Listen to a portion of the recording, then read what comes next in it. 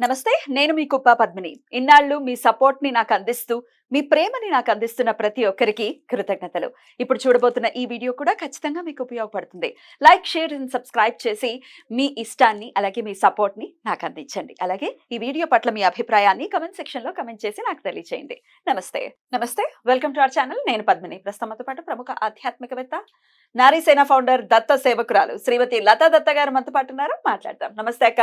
జై గురుదత్తారా. శ్రీ గురుదత్. అక్క, అత్తాకోడల మధ్య ఉండేటటువంటి కాన్ఫ్లిక్ట్స్ అంటే గొడవలు ప్రతి ఇంట్లో ప్రతి ఘర్ ఇంట్లో కి కూడా కహాని. గరగరకి కహాని. ఏ ఇంట్లో చూసినా కూడా అమ్మ అత్తగారు గాని ఈవిడ నా తల్లి కాదు అంటారు. ఆ, ఆ, ఎక్కడైనా అలాగే ఇదే సహజం ఇది. ఎక్కడైనా అలాగే అంటారు. కదా, ఎక్కడో ఒక్కళ్ళు ఉంటారు చూసారా, వాళ్ళని చూస్తే ముచ్చటేస్తుంది. చాలా అసలు అత్తగారిని వదిలి ఉండలేకపోవడం, కోడల్ని వదిలి ఉండలేకపోవడం, అత్తగారికి ఆ సేవలు చేయడం, అత్తగారు కూడా అంతే ప్రేమగా ఇప్పుడు చూడటం అనేది చేస్తే ఖచ్చితంగా కొంతమంది చాలా ఆశ్చర్యంగా అనిపిస్తుంది. మా అత్తగారు నన్ను కష్టపెట్టింది, నేను కష్టపెడతా అని. ఎంత నీచమైన యాటిట్యూడ్ ఇది. చాలా ఉమ్. ఘోరమైన ఆ, యాటిట్యూడ్. తప్పు కదా. అలాగా నువ్వు చాలా కష్టపడ్డావు, నీ వచ్చిన కోడలు నువ్వు అలా కష్టపెట్టాలి. అరే, నేను పడింది ఇంకొకటి పడకూడదు, పగవాడికి కూడా ఆ కష్టం రాకూడదు అని పెద్దవాళ్ళు అంటూ ఉంటారు.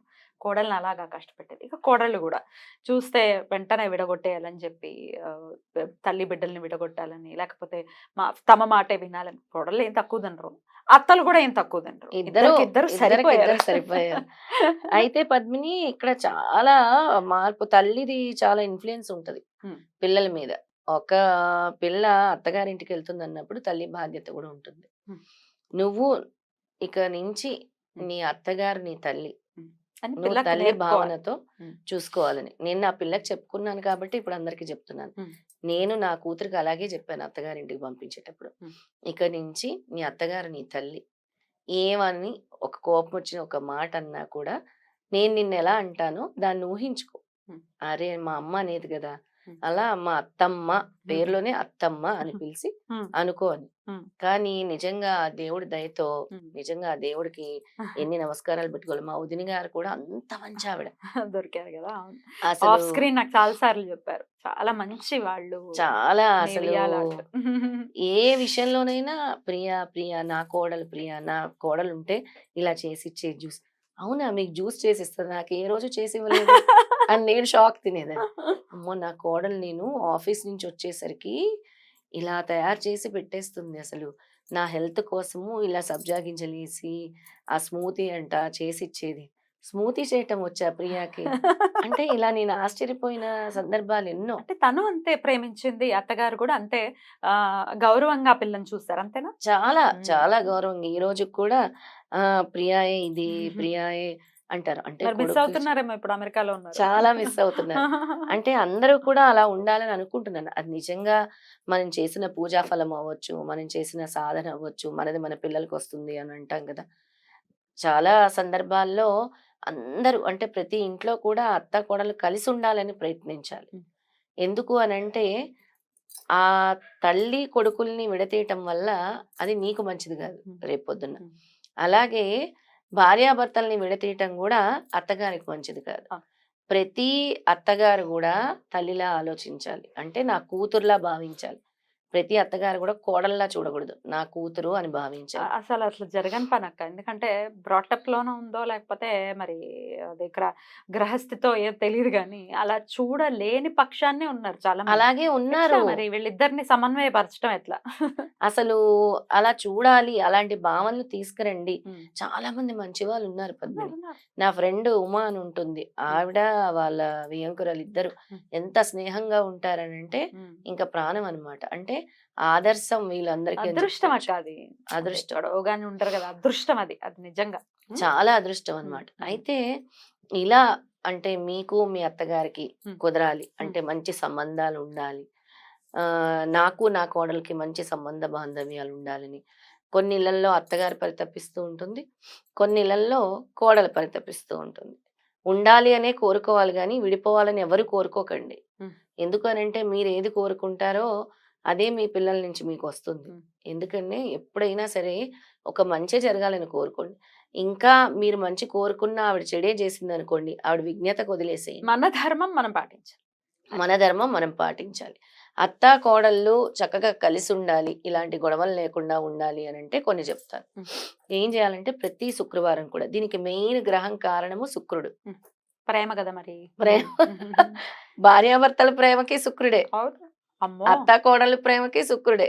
శుక్రుడు చాలా వైటల్ రోల్ ని ప్లే చేస్తాడు. చాలా చాలా వైటల్ రోల్ ప్లే చేస్తాడు. అయితే ఏం చేయాలి అని అంటే వీళ్ళు ప్రతి శుక్రవారం కూడా హ్మ్. ఆర్ఘ్యం సూర్యుడికి సమర్పించినప్పుడు కుంకుమ వేసి హ్మ్. ఆర్ఘ్యం సమర్పించాలి. హ్మ్. అలా 5 శుక్రవారాలు చేయాలి. కుంకుమేసా? కుంకుమ వేసి నీళ్ళల్లో ఆర్ఘ్యం సూర్య భగవానుడికి సమర్పించాలి. అనుకోని మనసులో హ్మ్.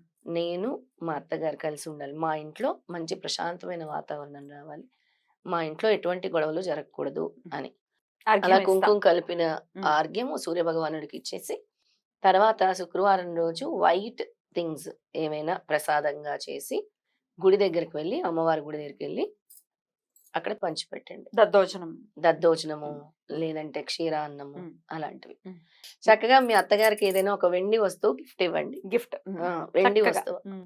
వైట్ కదా, కుందులివ్వచ్చు. ఏవైనా ఇవ్వచ్చు, పట్టీలివ్వచ్చు. పట్టీలు ఇవ్వచ్చు, కుందులు ఇవ్వచ్చు. హ్మ్. అలాగే మీరు మీ అత్తగారు కలిసి చేసే ప్రతి పనిలో కిచెన్ లో కలిపి వంట చేయండి. హ్మ్.